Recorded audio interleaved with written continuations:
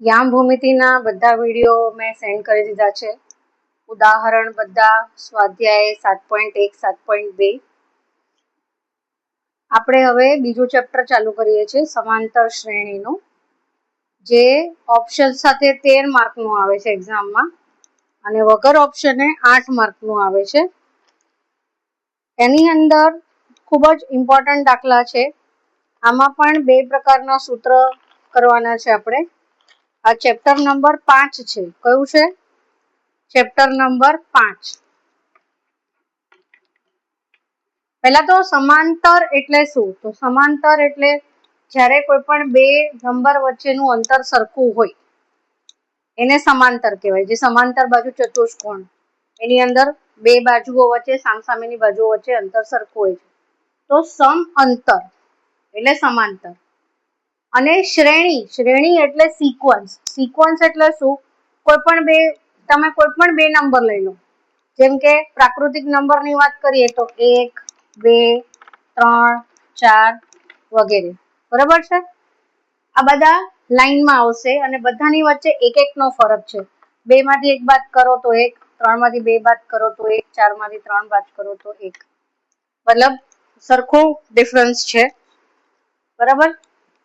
તો એનો મતલબ આ શ્રેણી છે. આ શું છે? શ્રેણી, જેની વચ્ચે 1 નો તફાવત છે. 0 થી ચાલુ કરો તો પણ સેમ. માઇનસ વાળા નંબર્સ લો, -3, -2, -1, 0, 1, 2 વગેરે. બેકી સંખ્યા એટલે 2, 4, 6, 8, 10 વગેરે. તો આમાં 2 નો ફરક છે. તો આ બધું શું છે? સિક્વન્સીસ છે. શું છે? શ્રેણી છે, જે આગળ વધતી જાય છે. અને શ્રેણીમાં જરૂરી નથી કે નંબર તમે પ્લસમાં, મતલબ જે આ ડિફરન્સ છે એ 1 નો જ હોવો જરૂરી નથી. 0 નો બી ફરક હોઈ શકે અને માઇનસમાં બી, એટલે ઋણ ફરક બી હોઈ શકે. બરાબર છે? જેમ કે અગર કોઈ એક જ સંખ્યા આપેલી છે. પહેલા શ્રેણી એટલે શું એ સમજો કે કોઈ પણ નંબર, સમજો કે મારો પગાર 5,000 રૂપિયા છે. દર વર્ષે મારા પગારમાં 1,000 રૂપિયાનો વધારો થાય છે. એટલે પહેલો પગાર મારો 5,000 છે. બરાબર? બીજો પગાર મારો થશે 6,000. ત્રીજો પગાર મારો થશે 7,000. રાઈટ? તો આવી રીતના 1,000 રૂપિયા વધતા જશે. તો આ પણ એક શ્રેણી છે. પછી આપણે વ્યાજે પૈસા લઈએ કે આપીએ તો એમાં પણ આપણે 10% વધારતા જઈએ છીએ. અગર સામેવાળી વ્યક્તિ આપણને વ્યાજ નથી આપતી તો આપણે ચક્રવૃદ્ધિ વ્યાજની વાત નથી, સાદા વ્યાજની વાત છે. તો એમાં વ્યાજનું જે ટકાવારી અને મુદ્દલ જે છે એ એક જ મુદ્દલ પર, સમજો કોઈને આપણે 10,000 રૂપિયા આપ્યા છે ને 10% લેખે આપણે એની પાસેથી વ્યાજ લઈએ છીએ, તો દર વર્ષે 1,000 રૂપિયા વધતા જશે. સમજો 5 વર્ષ પછી પૈસા પાછા આપે છે આપણને, તો 10,000 પ્લસ 5 વર્ષના 1,000 લેખે 5,000, એટલે 15,000 આપણને આપશે. તો એવી રીતના દર વર્ષે 1,000 રૂપિયા વધતા જાય છે. તો આ બધી શું છે? સિક્વન્સીસ છે, શ્રેણીઓ છે. આની અંદર આપણે શું સ્ટડી કરવાનું છે? હવે આમાં તો વધતા ગયા, પણ ઘણી વખત આપણે આવા નંબર્સ પણ હોય છે 3, 3, 3, 3, 3, 3 અથવા 2, 2, 2, 2. તો આની અંદર ડિફરન્સ કાંઈ નથી, એટલે તફાવત કાંઈ નથી, પણ તો પણ આ એક શ્રેણીમાં છે. પ્લસ ઘણી શ્રેણીઓમાં તમે જોયું, અહીંયા આગળ મેં છેલ્લું, મતલબ આ ડોટ નથી કર્યું, એનો મતલબ પહેલો નંબર બી 3 છે અને છેલ્લો નંબર બી 3 છે. તો આ શાંત શ્રેણી કહેવાય. શું કહેવાય? કે જેનું પહેલું પદ બી આપેલું છે અને છેલ્લું પદ બી આપેલું છે. આ બધા પદ કહેવાય. શું કહેવાય? પદ કહેવાય. પહેલું પદ, બીજું પદ, ત્રીજું પદ, ચોથું પદ. હવે સમજો કોઈ પદની અંદર અગર હું આમ ડોટ કરું છું તો આનો મતલબ શું? કે આગળ કન્ટિન્યુ છે, મતલબ આ ખતમ નથી થતું, આ અંત નથી. તો આને અશાંત પદ કહેવાય. શું કહેવાય? અશાંત શ્રેણી અથવા અશાંત પદ. હવે કોઈ પણ શ્રેણી, કોઈ પણ સિક્વન્સ, ઇંગ્લિશમાં આને એરિથમેટિક પ્રોગ્રેશન કહેવાય છે. તો કોઈ પણ શ્રેણી સમાંતર છે કે નહીં એ ઓળખવા માટે તમારે શું કરવાનું છે? તો અગર સમાંતર શ્રેણી છે તો એની વચ્ચેનો જે ફરક છે, મતલબ અંતર છે ને, એ એક જ સરખું હશે. જેમ કે આપણે બેકી સંખ્યા લઈએ, 2, 4, 6, 8, 10 વગેરે. તો આમાં બીજા પદમાંથી પહેલું પદ બાદ કરીએ તો 2 આવે, ત્રીજામાંથી બીજું બાદ કરીએ તો 2 આવે, ચોથામાંથી ત્રીજું બાદ કરીએ તો પણ 2 આવે, અને આમાંથી આવી રીતે 2 નો જ ડિફરન્સ કાયમ રહે છે. અને છેલ્લું પદ આપેલું હોય કે ના આપેલું હોય, શ્રેણી કન્ટિન્યુ રહેશે, મતલબ આ બધા પદની વચ્ચે 2 નો અંતર છે. તો આની અંદર આપણે પહેલા પદને a કહીશું, અને જે બંને વચ્ચેનો ડિફરન્સ છે, ડી ફોર ડિફરન્સ, ફરક, ભેદ, એને ડી કહીશું. બરાબર છે. હવે જો પાના નંબર 43 ઉપર શ્રેણી લખેલું છે 5.2. તો નીચે આપેલ સંખ્યાઓની યાદી પર વિચાર કરો. 1, 2, 3, 4 આપેલું છે, 100, 70, 40, 10. હવે તમે એમ કહેશો કે આમાં તો સંખ્યા ઘટતી જાય છે, 30 ની સંખ્યા ઘટતી જાય છે, અને 10 પછી પાછું ડોટ છે, રાઈટ, મતલબ અહીંયા ખતમ નથી થતું. તો આમાં શું તમે ઓબ્ઝર્વ કરશો, શું નિરીક્ષણ કરશો, તો 30 નંબર ઘટતા ગયા. શું થયું? 30 નંબર ઘટતા ગયા. 100 માંથી 30 ગયા તો 70, 70 માંથી 30 ગયા તો 40, 40 માંથી 30 ગયા તો 10. એટલે આ ડિફરન્સ જે છે ને એ માઇનસમાં, એટલે કે ઋણ સંખ્યા પણ હોઈ શકે છે, અને પહેલું પદ પણ ઋણ સંખ્યા હોઈ શકે છે. એમાં કોઈ પણ બાદ નથી, કારણ કે આ લંબાઈ કે પહોળાઈ કે ઊંચાઈ એવું કઈ નથી, એટલે નેગેટિવ નંબર આવી શકે છે. હવે 10 માંથી 30 બાદ કરો તો આના પછીની સંખ્યા શું હશે? -20. શું હશે? -20. 10 માંથી 30 બાદ કરો તો શું આવે? -20. 20 માંથી 30 બાદ કરો, મતલબ બાદ કરો એટલે આ એકચ્યુઅલમાં આપણે પ્લસ કરીએ છીએ, સરવાળો જ કરવાનો છે, પણ ડિફરન્સ માઇનસમાં છે એટલે આપણે બાદબાકી કરી રહ્યા છે. બાકી તમને હું એમ કહીશ કે -20 માંથી 30 બાદ કરો તો તમે માઇનસ પ્લસ કરી નાખશો તો પાછું 10 આવી જશે. એ માઇનસ નથી કરવાનું. કઈ રીતે કરવાનું છે? -20 અને પ્લસ -30, કારણ કે ડિફરન્સ બરાબર -30 છે. ઠીક છે. તો -20 પ્લસ માઇનસ -30, એટલે -20 -30, એટલે નેક્સ્ટ સંખ્યા આવશે -50.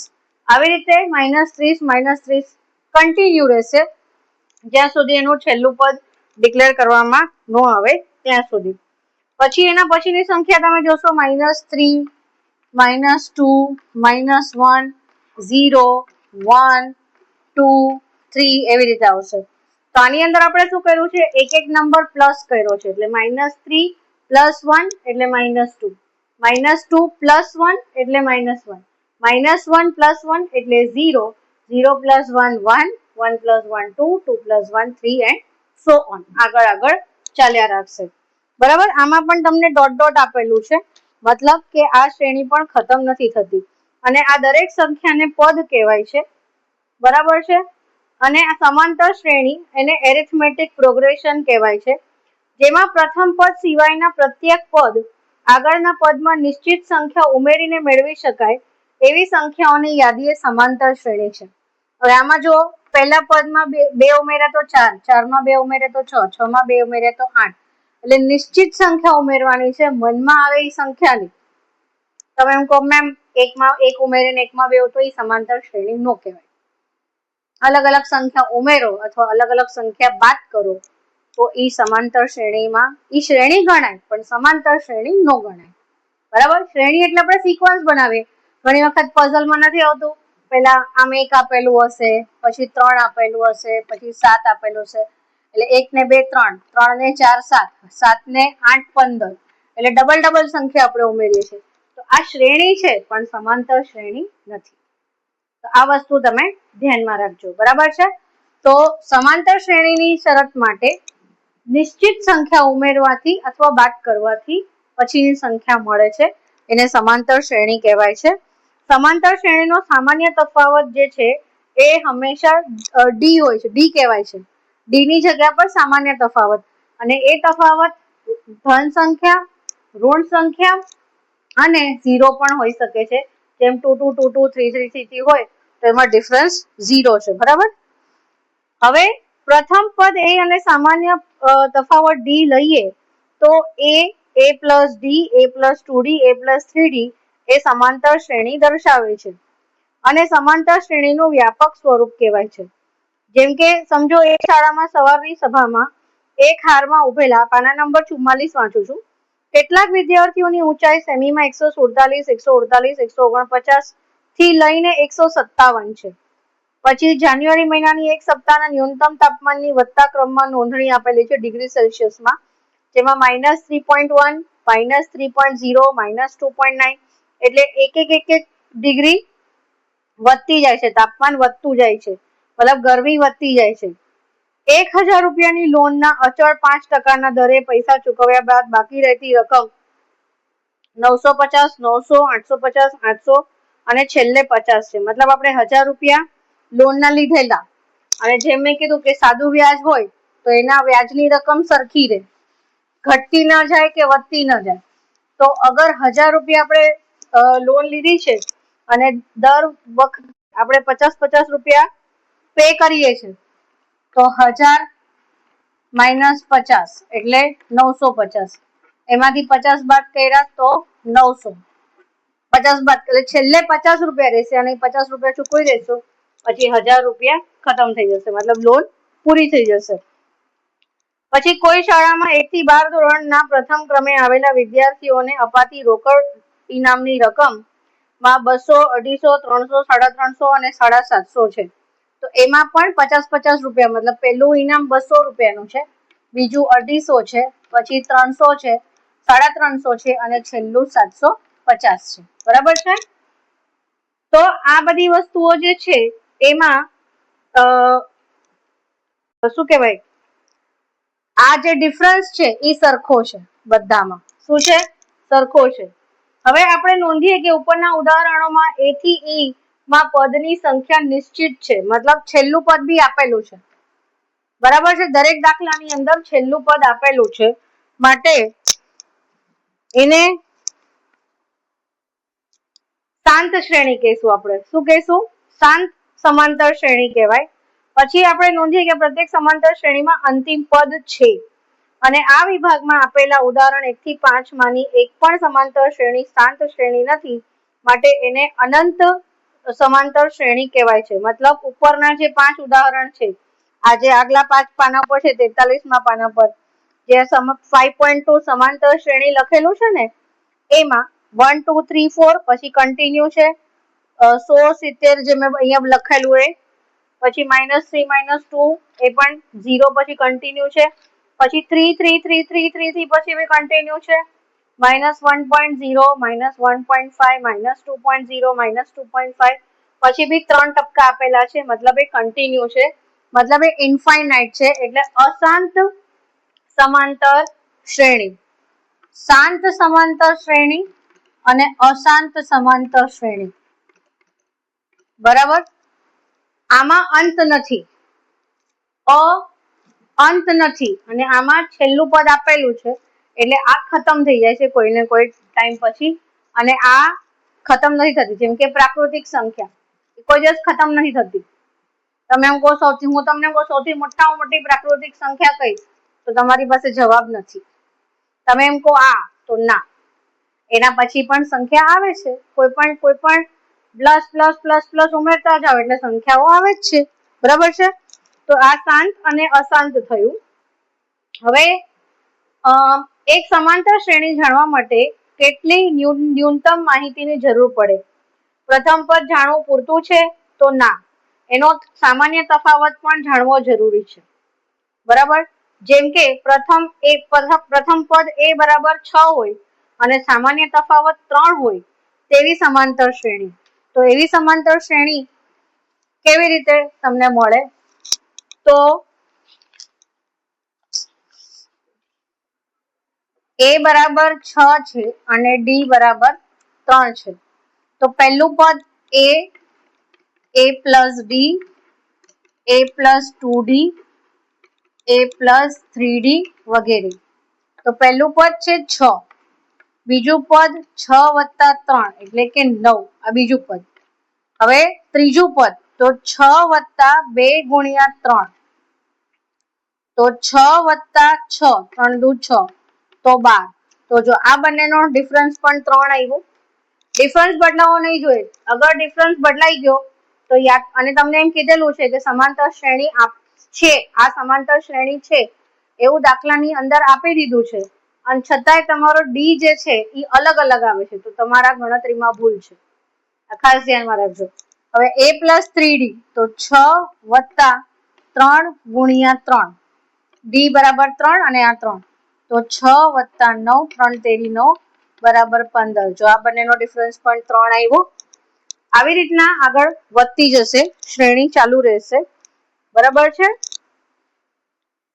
અને અહીંયા તમને જ્યારે આપેલું છે કે આ સમાંતર શ્રેણી છે, તો તમે કોઈ પણ બે સંખ્યા વચ્ચેની નો તફાવત સામાન્ય તફાવત તરીકે લઈ શકો છો, અગર તમને પહેલેથી આપી દીધું છે તો. કે આ નંબર્સ, મતલબ સમજો તમને આ પહેલેથી આપી દીધા છે 6, 9, 12, 15, 18 કે આ સમાંતર શ્રેણી છે, તો તમે કોઈ પણ બે સંખ્યાનો તફાવત લઈ શકો છો, મતલબ બીજામાંથી ત્રીજામાંથી બીજું, બીજામાંથી પહેલું, કોઈ પણ બે. અને તમને ચેક કરવાનું કીધું છે કે તપાસ કરો, મતલબ કે આ સમાંતર શ્રેણી છે કે નહીં, તો તમારે બીજામાંથી પહેલું, ત્રીજામાંથી બીજું, ચોથામાંથી ત્રીજું, એવી રીતે ચેક કરવાનું છે કે બધામાં 3, 3, 3, 3 કે 4, 4, 4, 4 કે માઇનસમાં જવાબ આવે છે કે નહીં. તો જો તમારો તફાવત બધામાં એક જ સરખો આવતો હોય તો એ સમાંતર શ્રેણી છે. અને સમાંતર શ્રેણી એવું આપી દીધું છે તો તમારો સામાન્ય તફાવત એક જ રહેશે, અરસપરસ. બરાબર છે. હવે આમાંથી કોઈ પણ વસ્તુ ન સમજાઈ હોય તો મને કહેજો, નહીં તો આપણે ઉદાહરણના દાખલા ચાલુ કરીએ. કારણ કે આ બહુ જ એકચ્યુઅલમાં માર્ક્સ વધારે છે, પણ દાખલા એના કમ્પેરિઝનમાં બહુ ઈઝી આવશે. જો સમજાઈ જશે ને તો બહુ જ ઈઝી છે. બરાબર. સમાંતર શ્રેણી 3/2, 1/2, પછી -1/2 અને -3/2 માટે પ્રથમ પદ a અને સામાન્ય તફાવત d લખો. તો a એટલે હંમેશા પહેલું પદ આવશે. શું આવશે? પહેલું પદ. અને d હંમેશા બીજામાંથી પહેલું પદ માઇનસ કરવાનું. હવે આમાં તમને સમાંતર શ્રેણી સ્ટાર્ટિંગમાં જ આપી દીધું છે કે આ સમાંતર શ્રેણી છે જ. બરાબર. એટલે તમારે દોઢા નથી થવાનું કે લાવ ને હું ચેક કરું સમાંતર શ્રેણી છે કે નહીં, આપી દીધું છે એટલે દોઢ ડાયા બનવાનું નથી. તો પહેલું પદ છે 3/2. હા, પહેલું પદ. તફાવત ગોતવાનો છે તો સમાંતર શ્રેણી ઓલરેડી આપી દીધું છે, તો કોઈ પણ એક સંખ્યામાંથી બીજીમાંથી પહેલી બાદ કરી દઈશું આપણે. તો આમાંથી આ બાદ નથી કરવાનું, આની અંદર યામ ભૂમિતિ જેવું નથી, કારણ કે આમાં વર્ગ નથી કરવાનો, આમાં બીજામાંથી પહેલું બાદ કરવાનું છે. એટલે 1/2 -3/2. હવે બંનેના છેદ સરખા છે એટલે છેદ સરખા કરવાની જરૂરત નથી, તો 1 -3/2. આ બંને સામાન્ય કરી દીધા, 1 માંથી 3 જાય તો -2/2.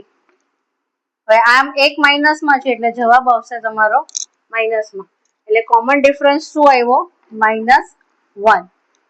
બરાબર. ચેક કરવાની જરૂરત નથી કે હું આમાંથી આ માઇનસ કરીને જોઈ જોઉં, નથી જરૂરત. તમારી તસલ્લી માટે હું કરી દઉં છું.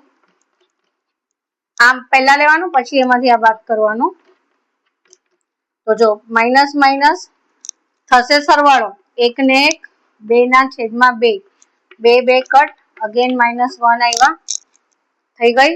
શાંતિ થઈ ગઈ? બરાબર. તો ડી આવ્યો છે -1 અને પહેલું પદ છે 3/2. આ થઈ ગયું ઉદાહરણ નંબર 1. તો કેટલી મિનિટનો વિડીયો છે હું જોઉં, મોટા વિડીયો સેન્ડ થતા નથી પછી. ઓહો, 19 મિનિટનો થઈ